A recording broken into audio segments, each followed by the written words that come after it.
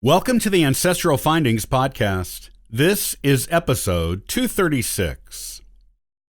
Have you ever searched a record collection or book looking for a family or ancestor you know should be there and come up empty-handed? It could be because of misindexing. Today, I'll talk about how misindexing happens and how you can get around it to find your people.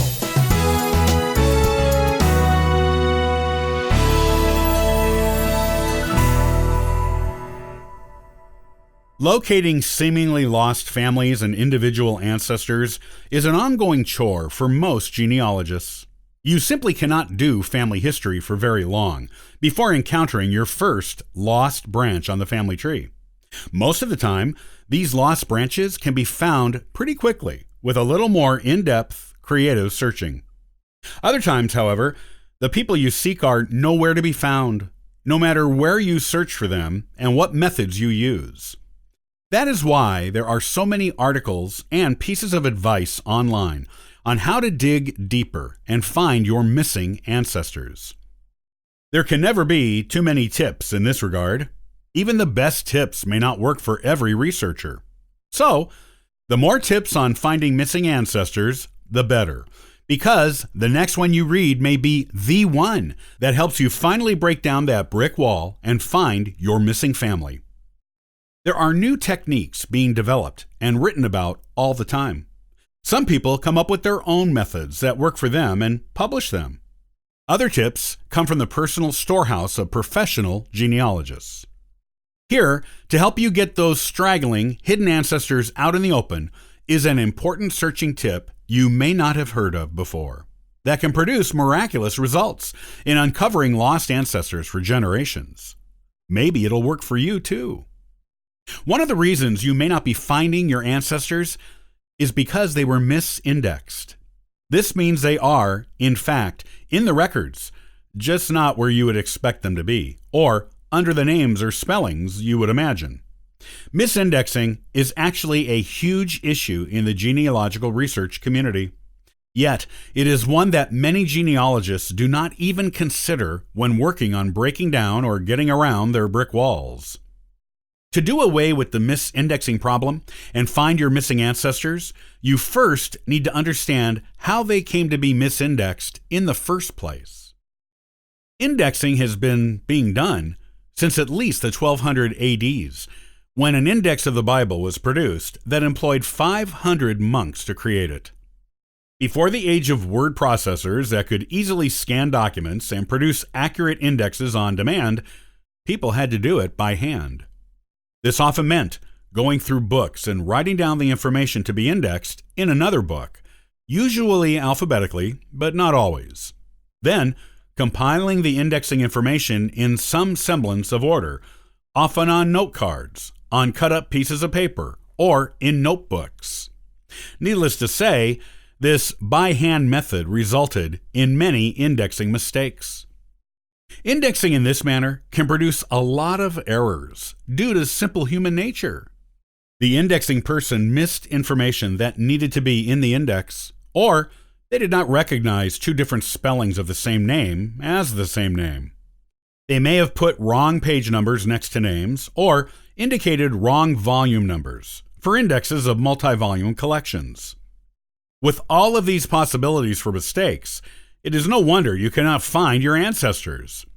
You would have to read the entire book and not miss a thing, or go through the whole record collection yourself, again, missing nothing, to find the family or person you seek. Also frustrating for the genealogist is the lack of an index. You have probably come across some old books, such as town and county histories, memoirs, and even government record collections that did not have indexes. If these sources are large, then reading through them all, looking for one name or a family name, can be a daunting task. How much genealogical information has been overlooked for lack of an index? How many people have the answers to their missing ancestors right there in unindexed books and record collections? Probably quite a few. With an accurate index, these missing people could easily be found and presented to the world once more. So, what do you do when you suspect your ancestors may have been misindexed? There are a few different strategies for finding them. Number 1, check all of the spelling variants. If the source you are using has an index, and you believe your ancestors should be in there, but you haven't found them, search the index for all possible name variants. First letters, first vowels, and the letter H anywhere in the name are common causes of misspellings. Think about how the name sounds phonetically, and come up with some plausible alternate spellings for it. Then look in the index for those. Number 2, search by only the first name. This only works if you are using an electronic index, such as the one you would find online. It can be highly effective, though. The surname may have been so misspelled that you simply cannot locate it. Or if you did, you didn't recognize it as one that could belong to your ancestors. If this is true, then try searching by first name only. If you know the area your ancestors lived and their approximate age at the time your particular record source was compiled, you can often find them by using their first name, place of birth, and age. This technique has worked for me personally numerous times, revealing hidden ancestors in the records who I would have never located otherwise.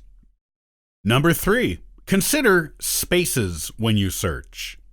Names that start with MC, MAC, or O apostrophe are usually spelled as all one word.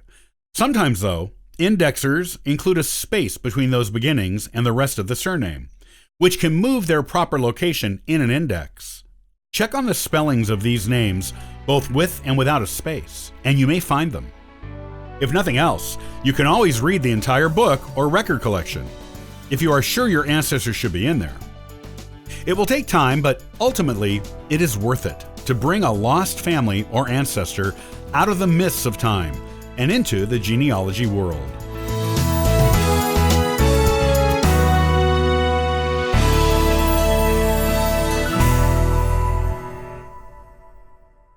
Are you descended from royalty? Most genealogists would love to discover this. It is something that sounds prestigious and gives you bragging rights in genealogical societies. The thing is, mathematics says we are all descended from royalty, whether or not we can prove it on paper. Next time, I'll show you how our royal heritage is possible. Thanks for joining me today. I'll see you next time on the Ancestral Findings podcast. And for further info, you can visit us at ancestralfindings.com.